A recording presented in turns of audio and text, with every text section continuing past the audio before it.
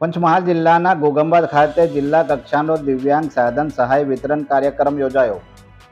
જિલ્લા સમાજ સુરક્ષા કચેરી અને એલિમ્કો કંપનીના સહયોગથી ઘોગંબા તાલુકાના કંબીપાલી ગામમાં સ્વામિનારાયણ મંદિર ખાતે જિલ્લા કક્ષાનો દિવ્યાંગ સાધન સહાય વિતરણ કાર્યક્રમ યોજાયો હતો.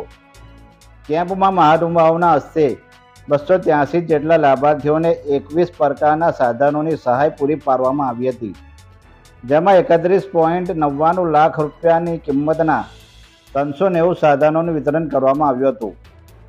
હલનચલનની દિવ્યાંગતા ધરાવતા દિવ્યાંગોને 27 motorised cycle, 57 tricycle, 64 wheelchair, 51 calipers અને આંખોની ખામીવાળા દિવ્યાંગોને 50 walking stick, 4 braille cane, 5 braille kit, 26 સુગમ્ય crane, 1 smartphone with screen reading, બધિરતાની દિવ્યાંગતા ધરાવતા દિવ્યાંગોને 56 હિયરિંગ એડ, માનસિક રીતે દિવ્યાંગતા ધરાવતા દિવ્યાંગોને 9 સીપી ચેરનું વિતરણ કરવામાં આવ્યું હતું.